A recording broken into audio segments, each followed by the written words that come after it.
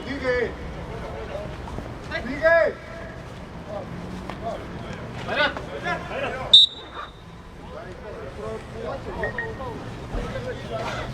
Ушел uzaktan. Hadi öldü.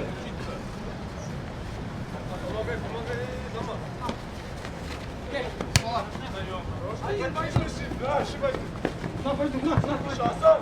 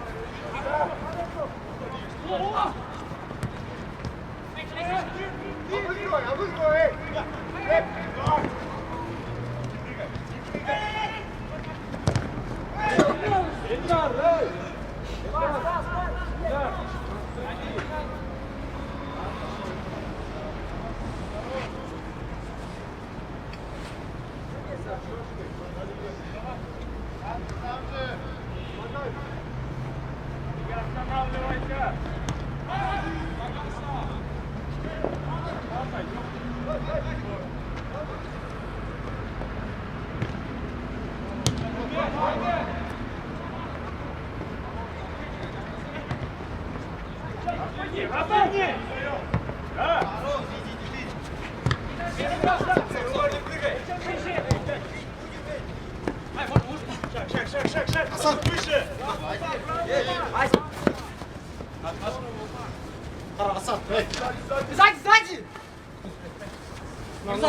Hocam, hocam.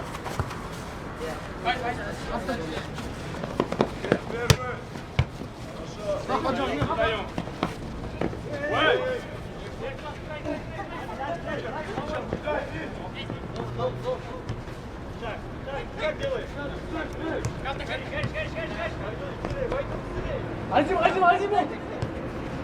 Здесь. Ya кто, блядь, yapmaysa.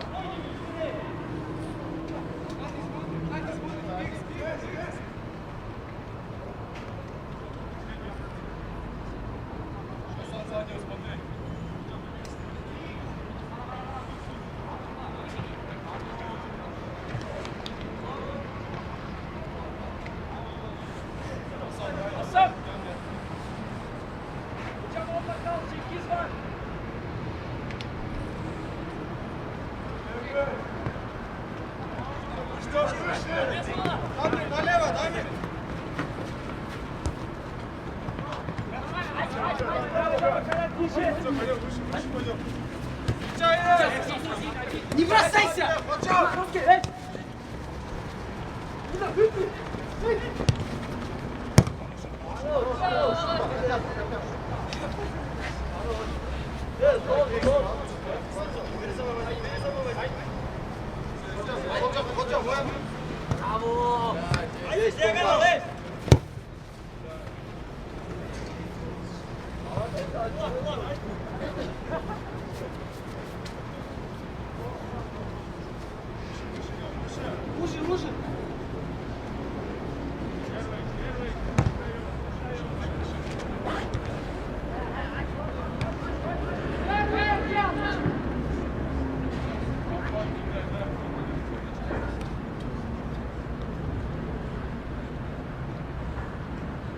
Hocam arkadayız. Bırak onu.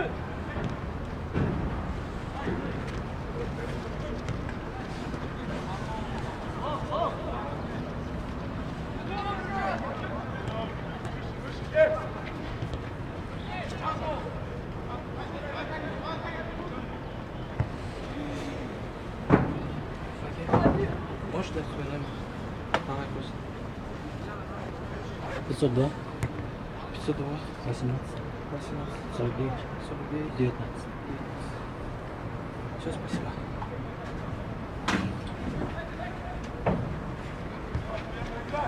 Как вас зовут? Бухай. Михаил?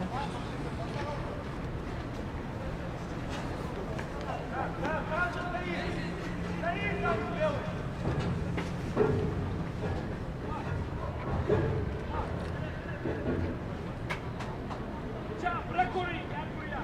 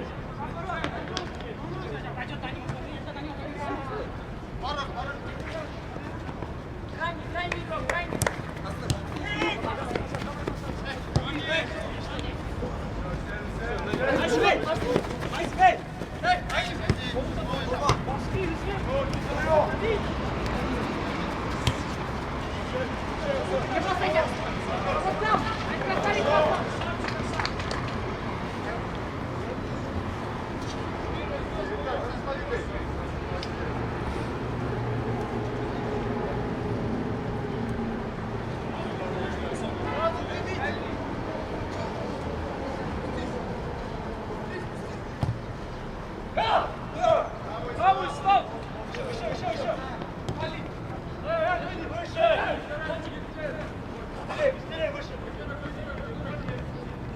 Айрус, тут! Айрус! Асал, выше! Вперед, вперед!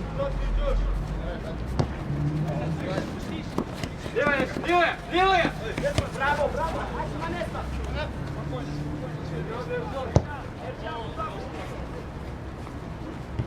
Браво! Играть, играть, играть!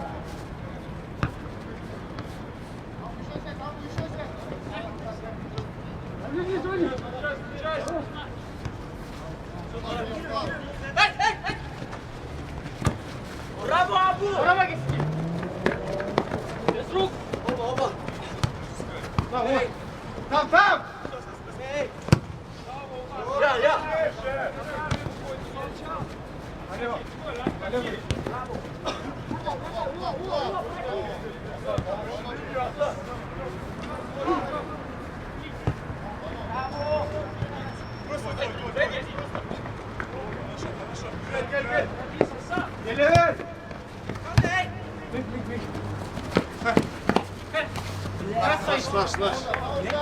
Наш!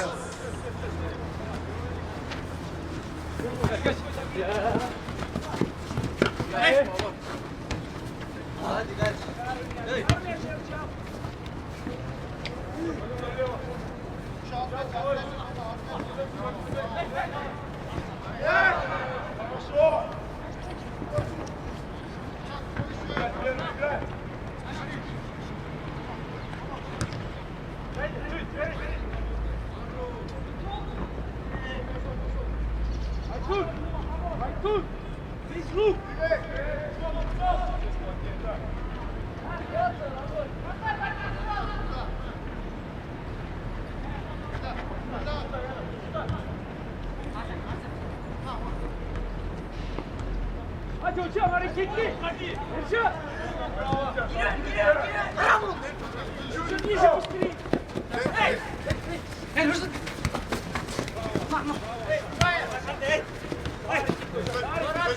Çabuk. Var. Hocam bak.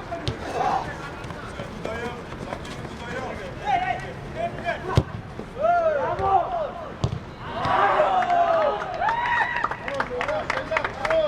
Hocam topa bakma diyoruz topa bak.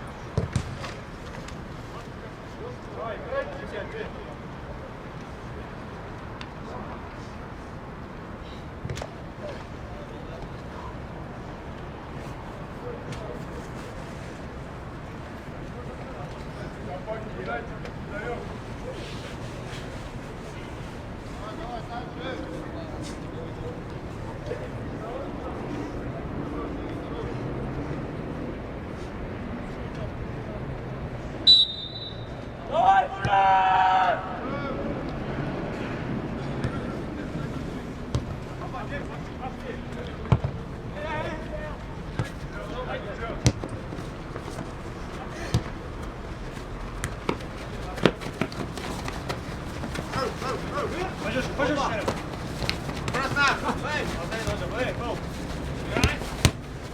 Есть!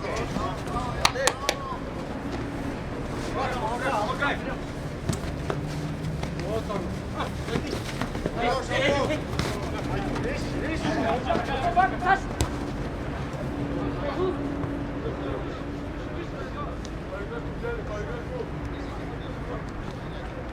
Восьмой чай!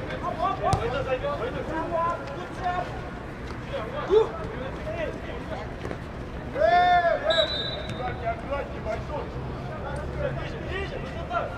Ниже, медведь! Левый шаг, выйди, шаг!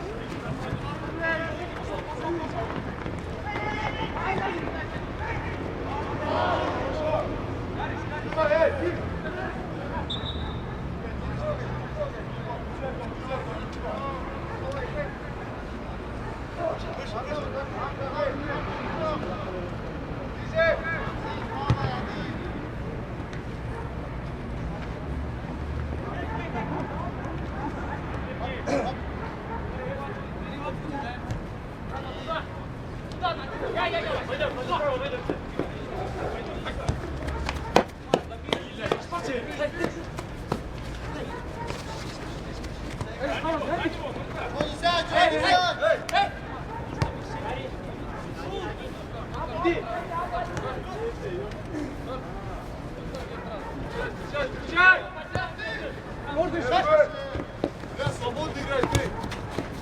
Да! Быстрей! Вот! Выше играй, я не стою, выше! Слева! Вот, пойдет, хорош! Ниже!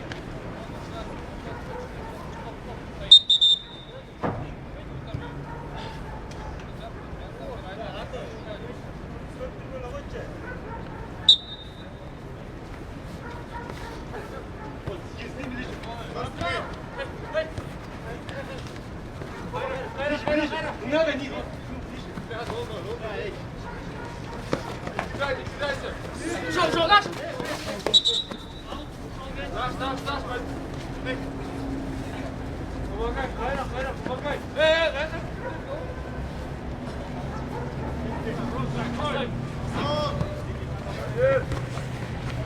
Обратно!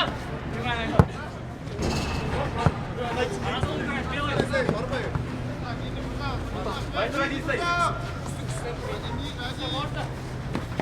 Дома сейчас записываю.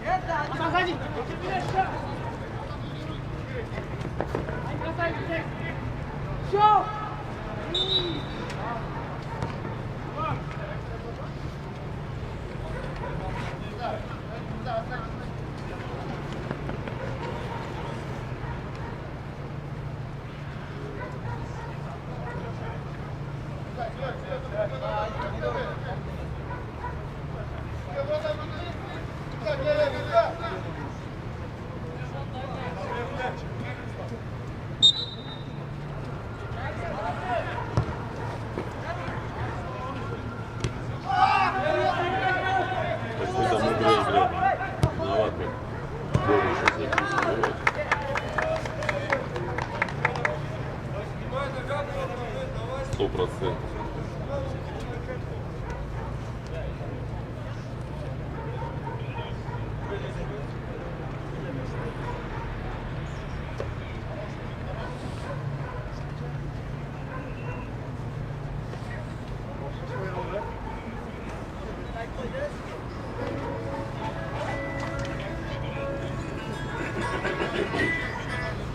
Алло.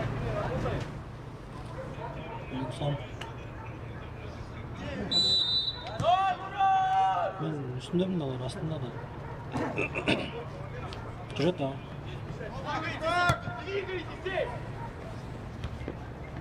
Kime var? Azment'teki hemen Yakup номер чемпион может до нас связаться.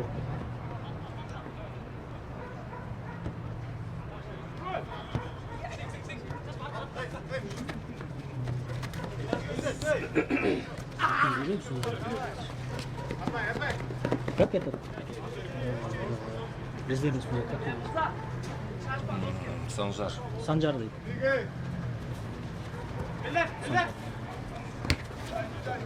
Жақбек ау?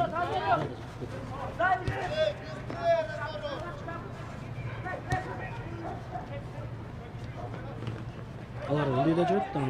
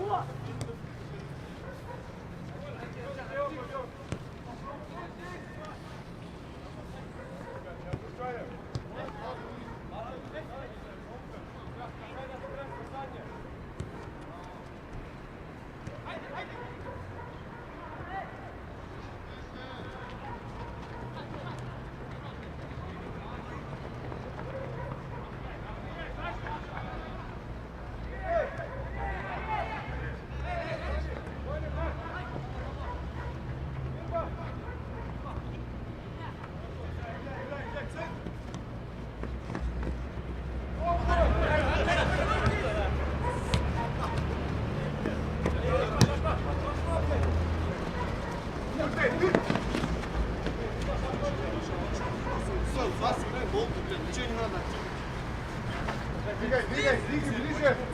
Стой.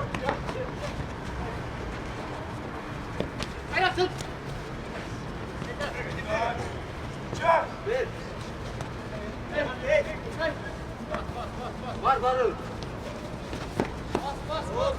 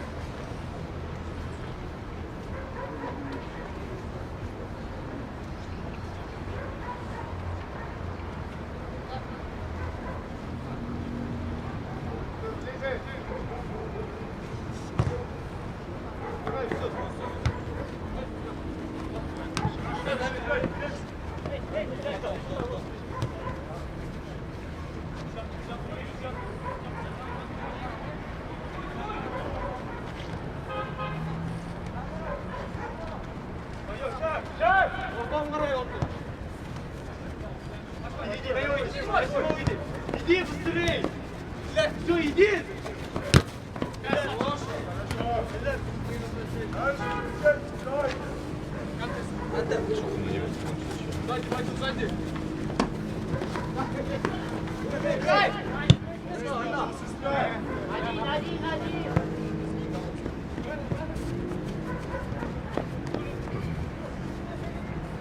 Разрыв большой, нападение чуть ниже. Защита, шаг!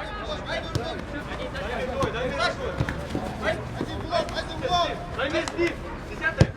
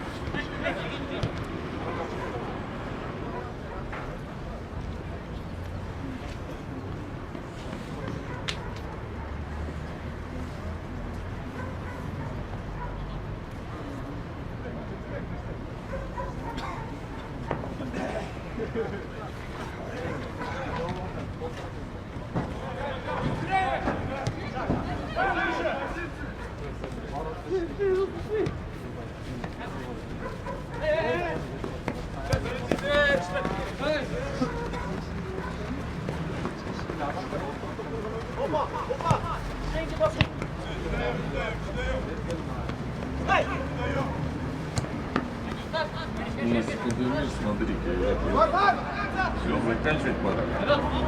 Все уже? Тут же нет добавленного.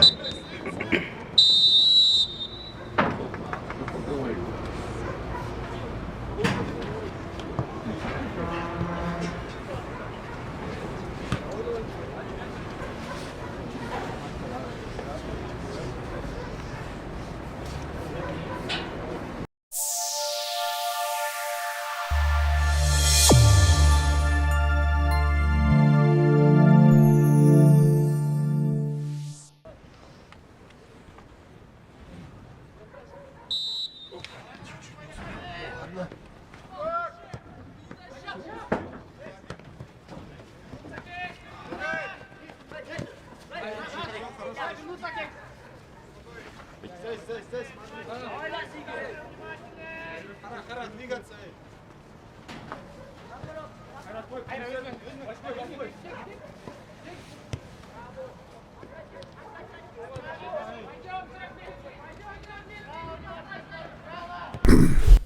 Саламатсыздарбы футбол сүйүүчүлөрү. Эми Кыргыз спорттуу каналында кышкы биринчилик футбол боюнча албетте бул жерде улуттук лигага даярданып жатышкан командалар жаңы сезонго даярдык катарында мына кышкы биринчилик оюндарын ойноп жатышкан учуру.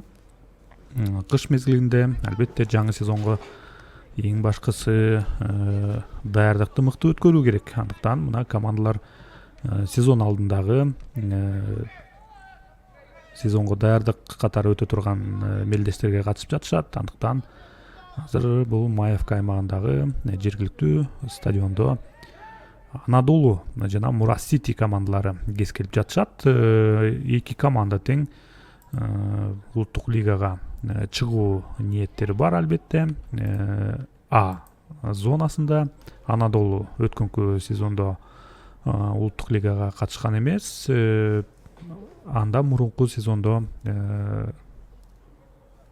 ар дайым катышып келген команда болчу. Ал эми Мурас Сити өткөнкү сезондо 2-чи лигада өткөрдү. Жана 2-чи лиганын жыйынтыгы боюнча бул команда мыкты 4 команданын катарына кошулуп, улуттук лигага чыгууга мүмкүнчүлүктөрү жок эмес. Биринчи таймдан кийин эсеп сандары 3-0 Мурас Ситинин пайдасында. Өзгөчө 3-чү гол өтө кооз киргендигин түз эфирден көрө алдыңыздар. Эми экинчи таймда азыр Анадолу командасы бул беттештин нугун өзгөртүш керек, себеби дегенде мына ири эсепте жеңилип жаткан учуру. Бурчтан чыгарып берүү Мурас Сити командасы толугу менен көк түстөгү формада. Ал эми Анадолу көрөрмандар жакшы билишет болуш керек. Толугу менен ак түстөгү форма менен бул беттешке чыкты. Айпанчанын ичине пас жана секирип тебүүсү өтө кооз болгон менен таамай болбой калды. Чемпиондор лигасында киргизген Криштиану Роналдунун голунда эле секирдүүңдүнөт. Эгерде эле бул топ азыр дарбазага таамай бара турган болсо өтө кооз голдордун бири болмок. Азыр командалардын старттык курамдары менен тааныштырып өтөйүн.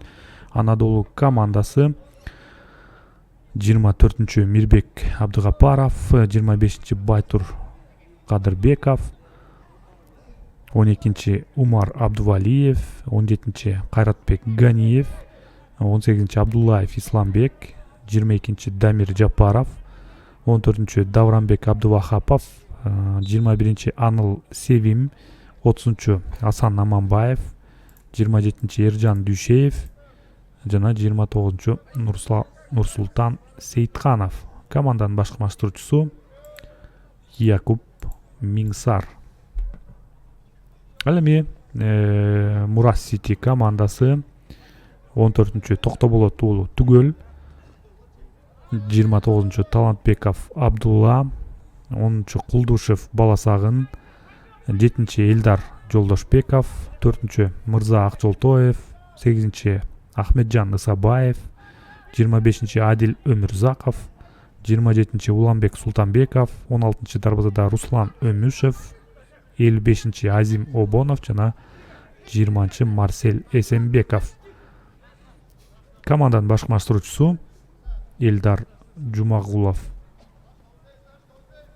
Элдар Жумагулов айтылуу Кыргызстандын бомбардири Замирбек Жумагуловдун уулу экендигин билебиз. Бул дагы жаш кезинде футболчу болуп келген, бирок чабуулчу болчу. Жаракатынан улам мына карьерасын жыйынтыктап, азырынча маштыруучу карьерасын баштап отурат. Мурас Сити чабуулда сол капталга пас.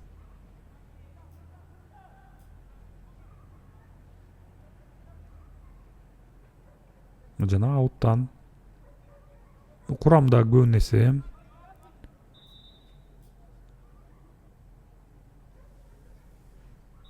Дордой командасынын академиясында өзгөчө тарбияланган оюнчулар жок эмес. Буга чейин Дордой командасында, Дордой Руор аталышында улуттук лигага чыгып жүргөн жана ар дайым Дордой командасынын академиясы башка ат менен болсо дагы улуттук лигада алгач мына жаш оюнчулар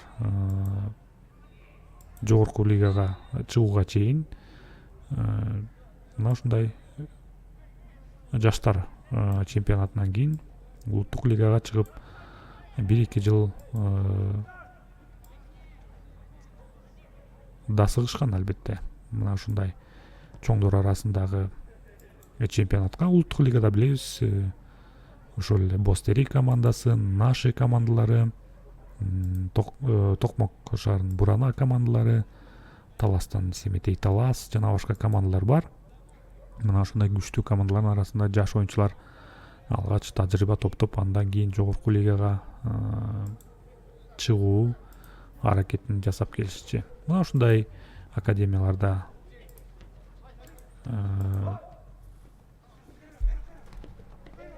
жаштарды тарбиялоо жолдору бар эле. Абдышата командасында дагы дал ошондой болчу.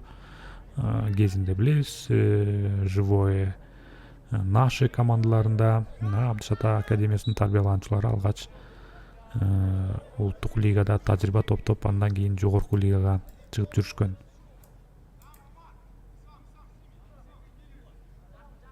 Мурас Сити азыр айып соккуга ээ болду.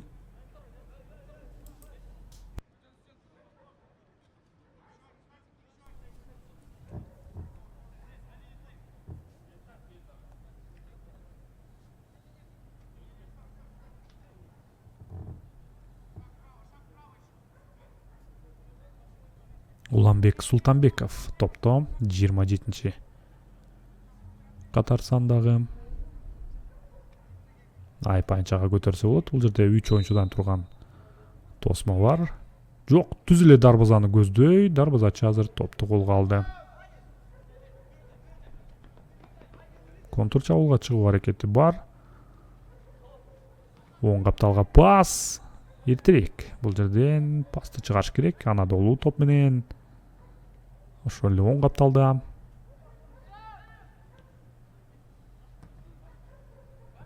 Ортоңку бөлүктөн топ үчүн күрөш. Дамир Жапаров жана топко жете алган жок. Дарбазачы аркылуу Мурас Сити командасы эми эч шашпастан азыр Руслан Өнүшев. Мурас Ситиде улуттук лигада Бостери командасында ойногон Азим Обонов бар, 55-чи катар сан менен азыр оюн талаасында. Анадолу командасын чабуулу бир аз кубаттуу пас чыгарыш керек эле. Бул жерден топ жоготуу. Эми Мурас Сити оюнчулары өзүнүн чабуулуна чыгуу аракети бар.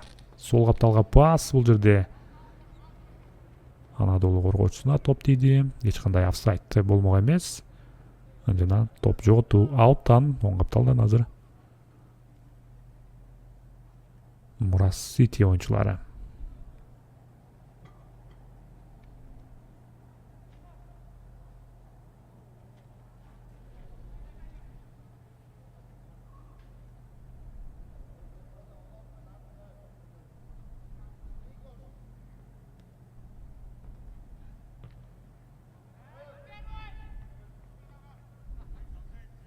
Ортоңку бөлүктө Анадолу оюнчулары.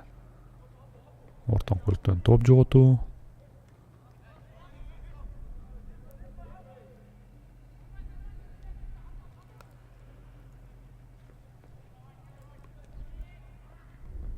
Сол капталдан Мурас Сити оюнчулары. Айып анчанын ичине пас жеткен жок, бирок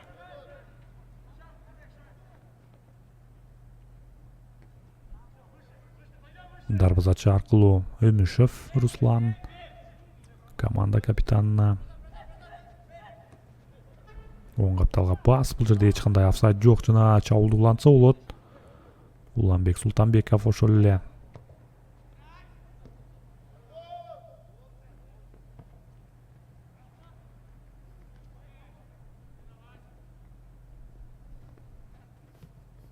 Токтоболотулу Мурас Сити капитаны. Жана азыр коргонуудан чабуулга өтүү. Жагынан көйгөй бар. Анадолу оюнчуларында чабуулчуларга пас анчейин жетпей жатат. Мурас Сити командасын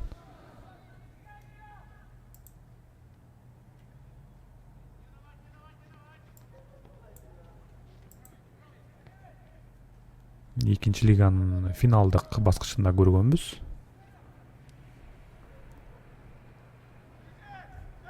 Эми бул команда улуттук лигада өзүн көрсөтүшү керек.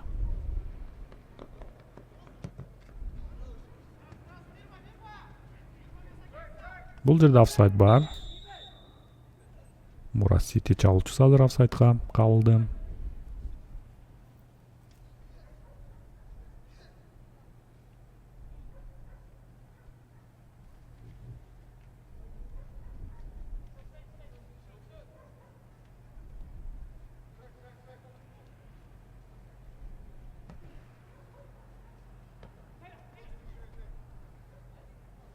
Ортоңку бөлүктөн Анадолу оюнчулары.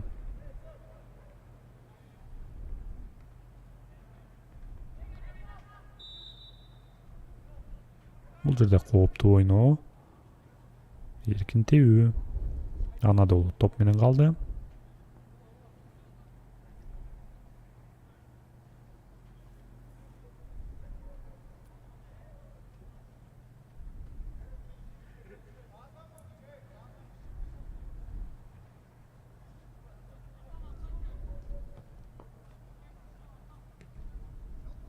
Пассы чалуучуга жеткен жок, токтоболот Улутүгөл.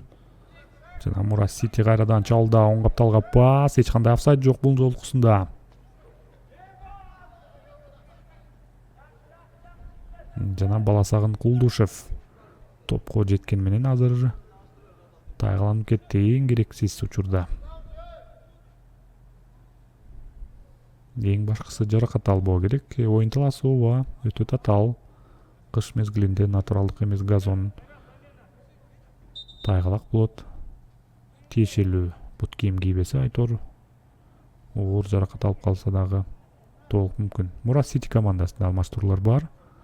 2 оюнчу жок, 3 оюнчу тең азыр алмаштырылат. Жээнтаев Рыс келди 9-чу, 2-чи Баял Батырбек жана 13-чү Нурмат Бешибаев оюн талаасында. Ошондой эле 23-чү Зайырбек Юсупбеков.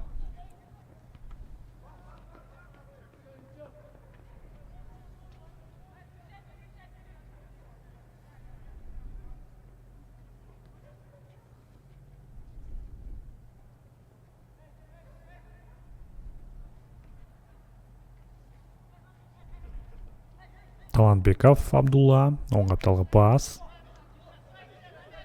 Султанбеков.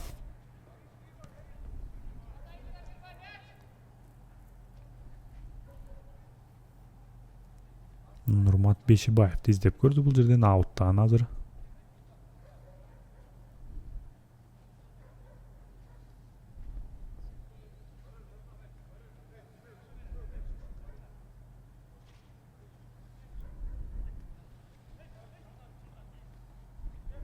Токтоболот Улуу.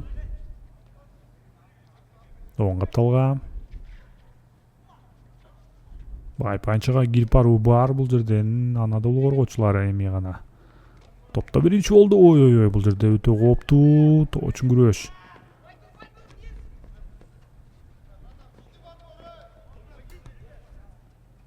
Байтур Кадырбеков 25-чи сандагы Анадолу оюнчусу. Дагы бир пас, бул жерде офсайд жок, дарбазага көздөй сокку узатса болот. Анадолу коргоочулары өз ордунда. Бул курам Анадолу командасыныкы 2 жыл же болбосо 1 жыл мурунку сезондо 16 жашка чейинки Анадолу командасы балдар футбол лигасынын чемпионатында Анадолу мына финалдык баскычка чейин чыгып барган болчу. Мына ошол азыркы тапта 18 жашка толушту бул оюнчулар. Эгер деле курам өзгөрүлбөсө эле, мына Анадолуда ошол курам финалдык баскычта Чолпон Ата шаарында ойногон болчу жана жалпы 3-чү орунга илинишкен болчу. Жаман эмес көрсөткүч албетте. Мурас Сити чалды. Айпанчага кирип баруу бар бул жерде. Коргоочулар ойноду. Жана кезектеги алмаштыруу. Мурас Сити командасында.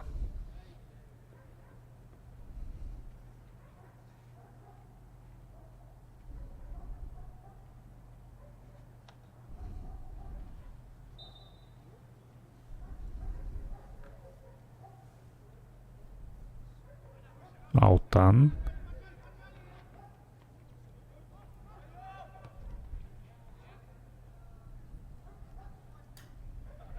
көтөрүп берүү болчу бул жерде. Дарексиз болуп калды. Жыйынтыгында азыр Анадолу командасы топто.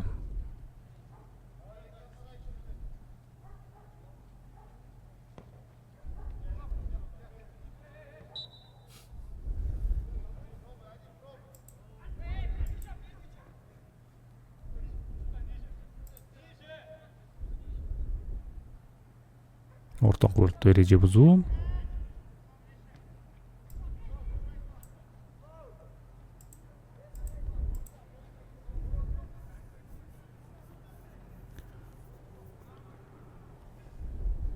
Бул кышкы биринчиликке тууралуу айта турган болсок,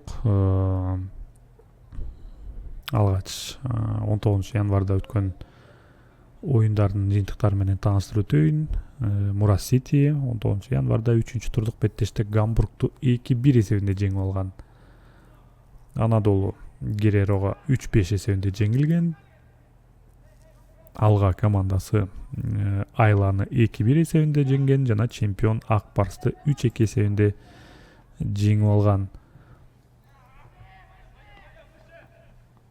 Жана турнирлик жадыбалга келсек, жалпы командалар 3 оюндан өткөрүштү. Бул 4-чү оюндар. Мурас Сити 1-чи орунда келе жатат. 3 оюндан кийин 2 жеңиш, 1 тең чыгуу жана жалпы 7 упайы бар. Экинчи орунда Айла командасы 2 жеңиш жана 1 жеңилүү узасы. Курамында карамагында 6 упай бар. 3-чү орунда Гамбург, ушул эле көрсөткүч, 2 жеңиш, 1 жеңилүү узасы, 6 упай бар. Алга командасы 2 беттеш өткөргөн, 1 жеңиш жана 1 тең чыгуу, 4 упай бар. Чемпион алгачкы оюнун 19 январда гана өткөрдү. 1 жеңиши бар. Ошондой эле Гереро 3 оюнда 1 жеңиш жана 2 жеңилүү узасы менен 3 упай бар. Ошондой эле азыркы тапта Анадолу 7-чи орунда, азырынча упайы жок. Жана Ак Барс командасы 3 оюнда 3 жеңилүү узасын тартып алган.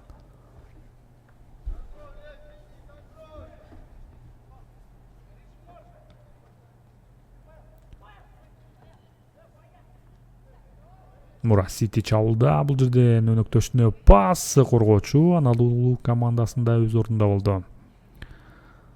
Кыргыз премьер-лигасы ошондой эле кышкы биринчилик мелдешин Кант шаарында дагы өткөрдү. Анда чемпион Абдышатанын жаштар курама командалары Бурана, Джо командалары Талант, Дордой 2, Бостери жана Абдышата командасынын жаштар оюнчулары жарым финалга чыга алышты.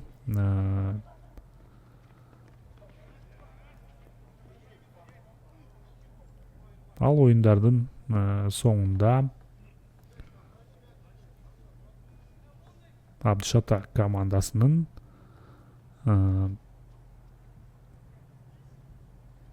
экинчи командасы жеңүүчү аталды.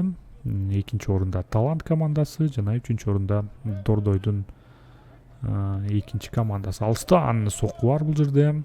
Бир аз таамай болбой калды. Финалдык беттеште Талант командасынын Абдышата 2-0 эсебинде жеңип алган. Коло медалдар үчүн Дордой 2 менен Бостери командалары кескилип 4-3 эсебинде пенальти сериясында жеңип алышты. Оюндун негизги убактысы 5-5 эсебинде аяктаган болчу. 5-чи орун үчүн Джо жана Абдышатанын 18 жашка чейинки жаштар командасы өз ара беттешти.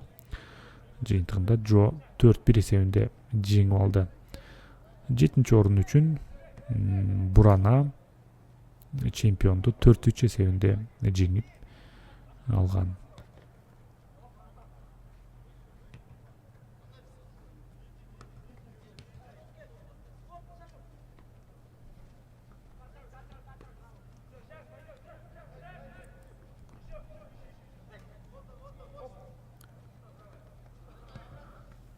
Мына ошентип Кыргызстандагы командалар жаңы сезонго кызуу даярдыктарды көрүп жатышкан учуру. Бул көбүн эсе улуттук лига командалары жергиликтүү турнирлерге катышып даярданып жатышат. Ал эми премьер лигада кандай жаңылыктар бар? Премьер лига командалары көбүн эсе алгачкы жыйындар этабын Ысык көлдө,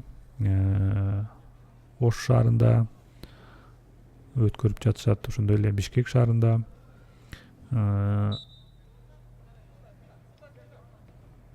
өз ара жолдоштук беттештерди өткөрүп жана бул алгачкы жыйындардан соң экинчи этап бул кайсы бир командалар мүмкүнчүлүгү бар болсо Түркияга барып окуу машыгуу жыйынын өткөрүп келишет. Азыркы тапта Барс командасы Түркияда экендиги белгилүү. Машыгуу этабын баштады. Андан кийин Дордой командасы дагы, Абдышатак командалары дагы Түркияга барышы мүмкүн. Ал эми калган командалар азырынча жаңылык айтыша элек, албетте маалымат берилек. Ошондой эле Ош жергесиндеги командалар көбүн эсе Өзбекстанда машыгуу этаптарын өткөзүшү толук мүмкүн. Буга чейинки Алай, Нефчи, Ошму командалары жана жаңы түзүлгөн Өзгөн командасы. Бул жакта дагы командалар көп. Балким кышкы биринчилик Ош аймагында дагы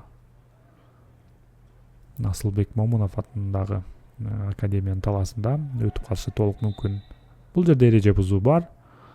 69-мүнөт жүрүп баштады. Мурас Сити Анадолу 3-0 эсеп сандары.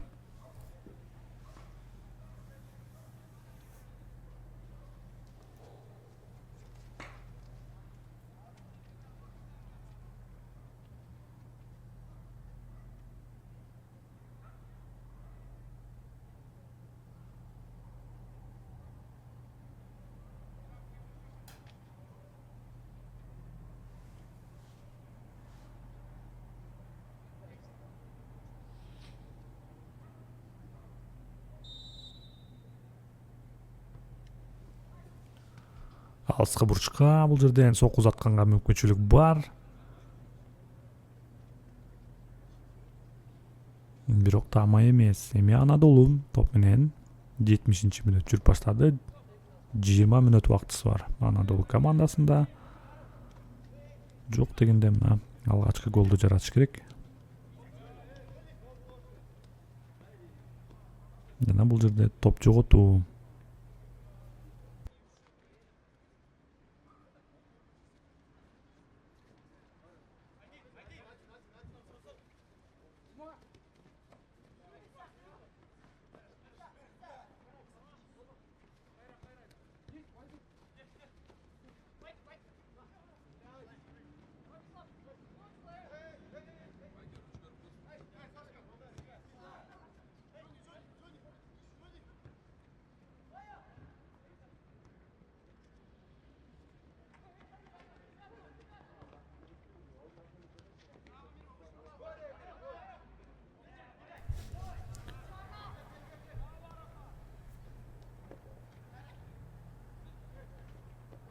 Топ үчүн күрөш ортоңку бөлүктө эч кандай эреже бузуу жок.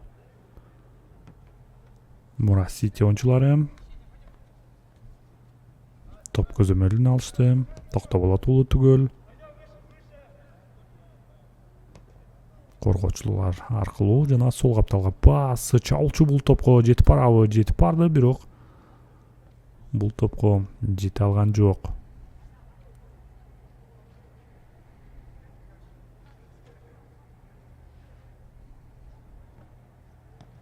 Дарбазачы бул жерден катага жол берип алды. Мурас Сити чабуулда сокку бар жана дарбазачы азыр өзүнүн катасын жойду десек болот. Бул соккуну дарбазага киргиздирген жок дагы. Алдыга чыгарып берилген топ.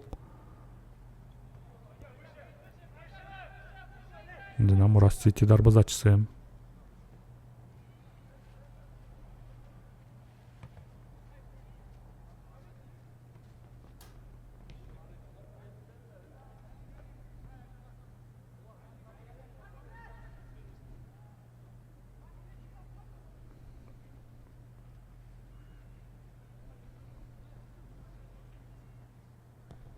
Айпайынчанын ичине пас бул жерден сокку узатса болот, өнөктөшүнө пас.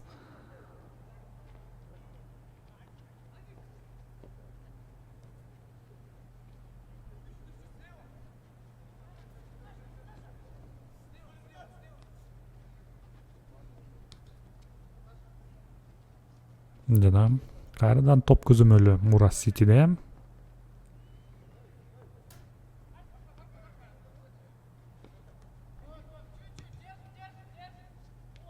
Оң капталга. Жана Айпайынчанын ичине. Бул жерде борбордук коргоочулар өз ордунда.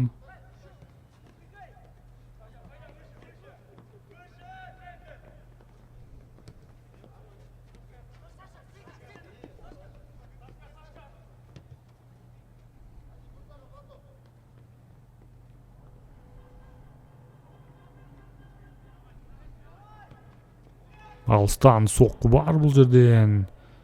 Кооптуу болдум, бирок тама эмес.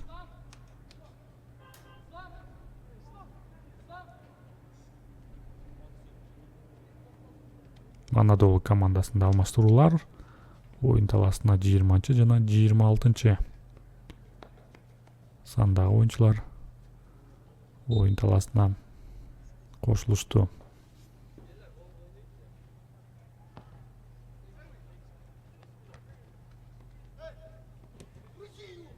Актан Качкынбаев жана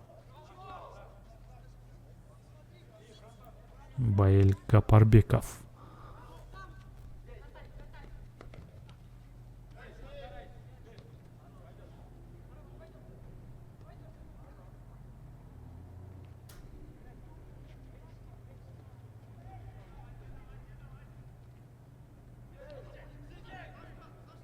Мурас Сити чалды алыстан. Сокку узатканга мүмкүнчүлүк жаралай элек. Жана коргоочулар азыр ойноду. Оң капталдан аут. Мурас Сити топто.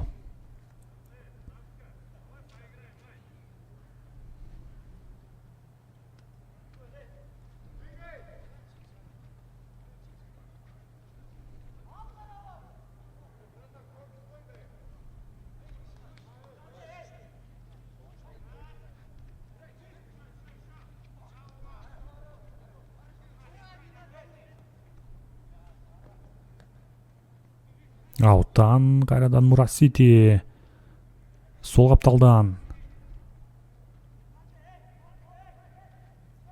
Оюн таласына.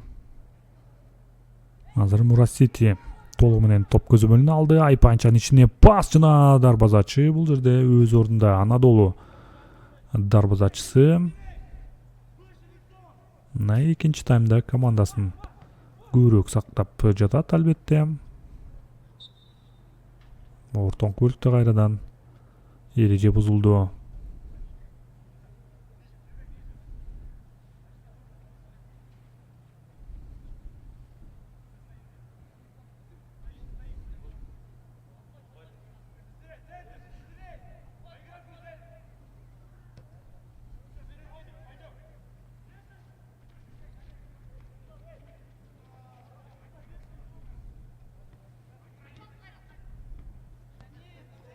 Топ жоготуу бар. Кезектеги алыстан сокку жана дарбазачыдан. Кезектеги сейф.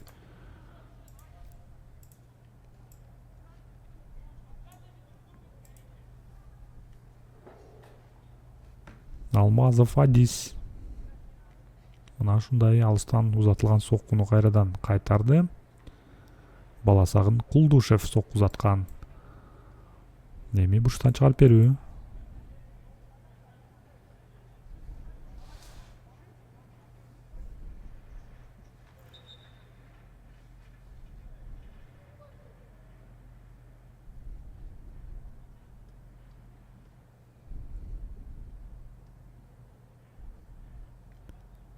Сараев кагазы. Баласагын Кулдушевке.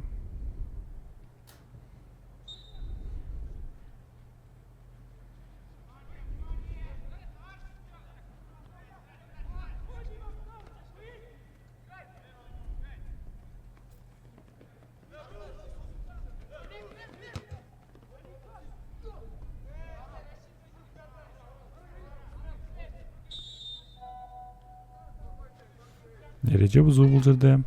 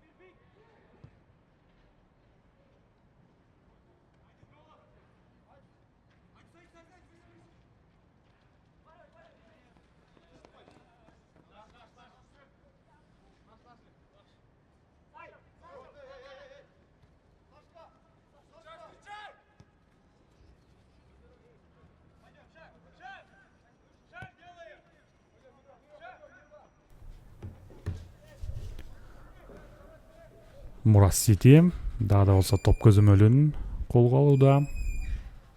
Даярдык жаман эмес Мурас Ситиде. Улуттук лигага чыга турган болсо, ал жакта дагы өзүн көрсөтө турчу мүмкүнчүлүгү бар экен бул команданын. Элдар Жумагуловдун командасы канчалык өзүн көрсөтө алат жаңы сезондо көрө алабыз. Улуттук лигада жалпы 20 команда болот, бирок 2 зонага бөлүнгөн. Көпчүлүк көрөрмандар билет болуш керек. А зонасында 10 команда, Б зонасында 10 командадан болот.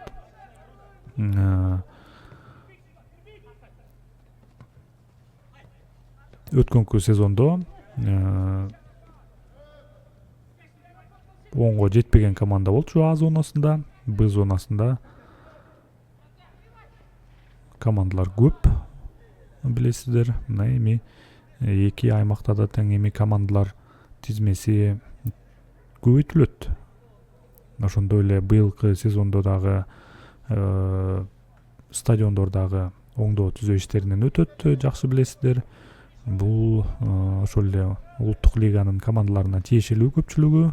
Алсак Сокулук аймагындагы стадион, Токмок шаарындагы стадион,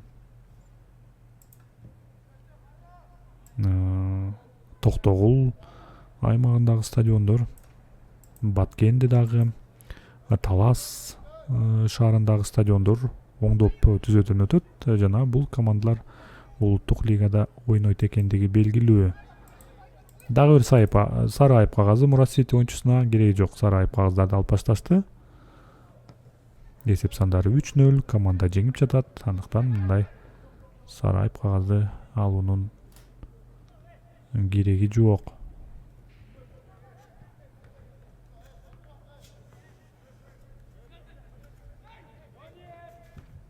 Мурас Сити топто. Оң капталга пас. Дагы оң капталга андан ары жана Айпанчанын ичине кирип баруу аракет. Бул жерде Анадолунун борбордук коргоочулары өз ордунда.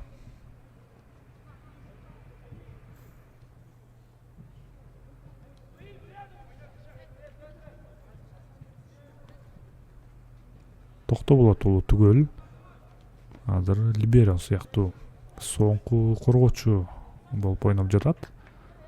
Жана алдыда эч кандай вариант жок болгондо мына Токтоболот аркылуу ойноп жатышканын көрүүдөбүз. 82-мүнөт жүрүп баштады. Анадолда мүмкүнчүлүк, оң капталга пас. Чабуулга чыгыш керек. Өнөктөштүнө пас. Дагы да болсо оң капталдан эми гана Айпанчанын ичине жана бул жерде Өмүшев өз ордунда.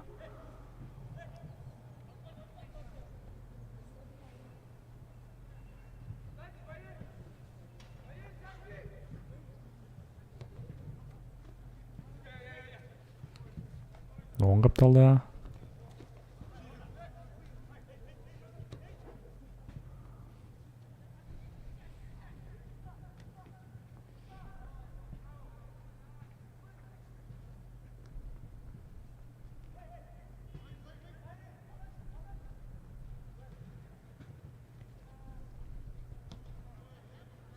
Жана Анадолу оюнчулары түзүлө алдыга чыгарып берди. Бул жерде эч ким жок. Токтоболот улуу түгөл гана бар.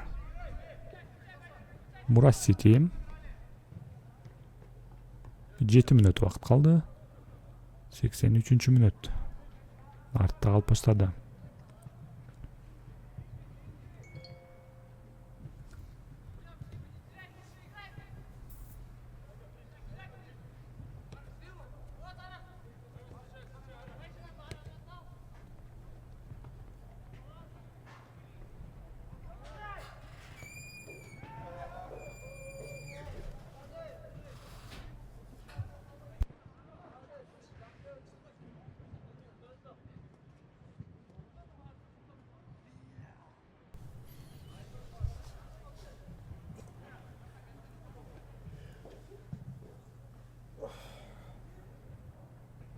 Анадолу дарбазачысы алдыга чыгарып берилген топ ортоңку бөлүктө. Бул жерде Мурас Сити оюнчулары Анадолу эреже бузуу калсыныштырып жаңырды. Эми Анадолу кайрадан топто.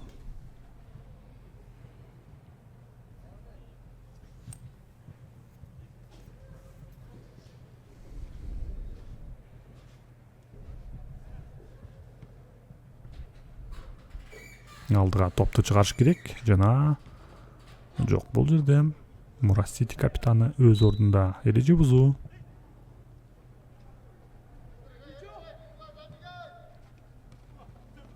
Оң капталда. Жана пас бир аз кубаттуу болуп калды. Жыйынтыгында топ жоготу.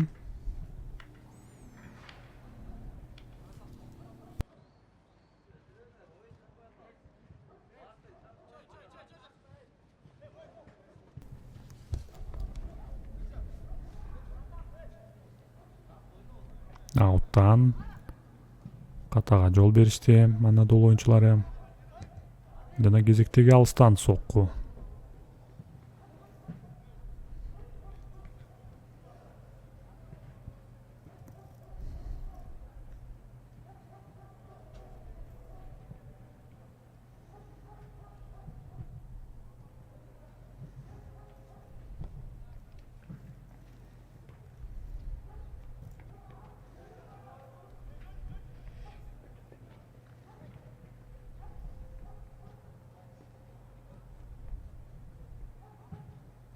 Топто Мурас Сити оюнчулары.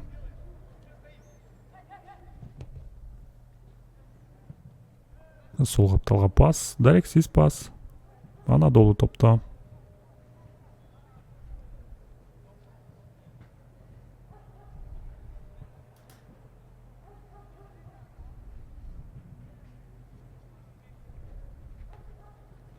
Чагылга чыгуу аракет бар, оң капталга пас. Бул жерде Мурас Сити дарбазачысы өз ордунда. Жаман эмес. Уюштурулган чабуул болчу. Эми сол капталдан Мурас Сити. Айпайынчанын ичине пас. Сокку затса болот бул жерден. Баласагын Кулдушев жана дарбазачы ойнойт. Кошумча сокку. Бурчтан чыгарып берүү.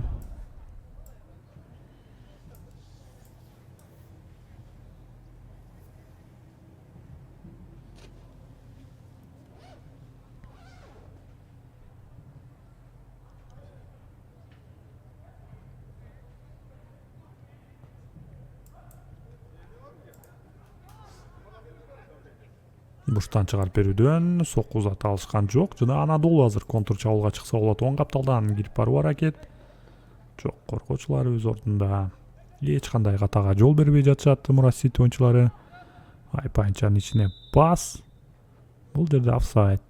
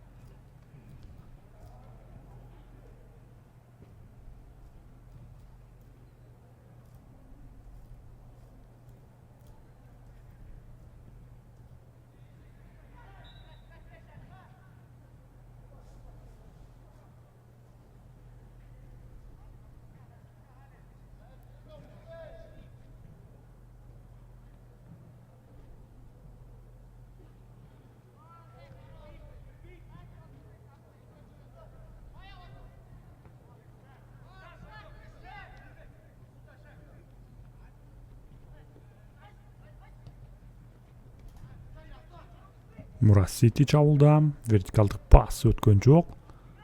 Жана Анадолу oyuncuları hazır.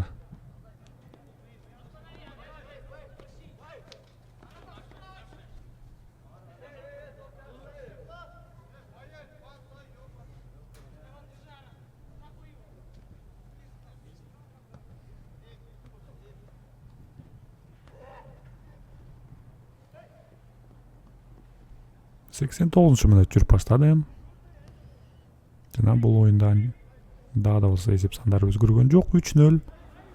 Murat City ишенимдүү түрдө жеңип жатат. Дагы бир пас Айпанчанын ичине.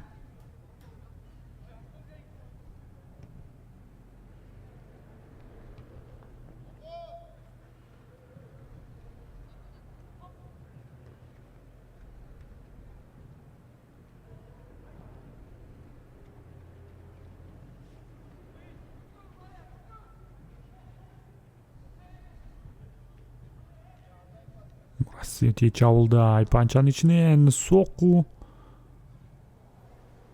Burçtan çıkarıp veriyor. Betteş'in soңку çabıldardын biri.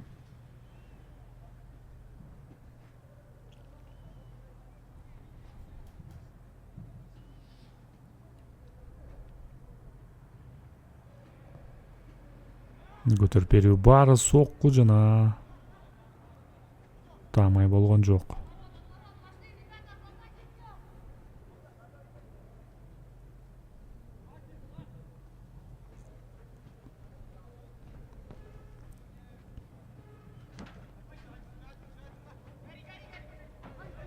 Anadolu topta.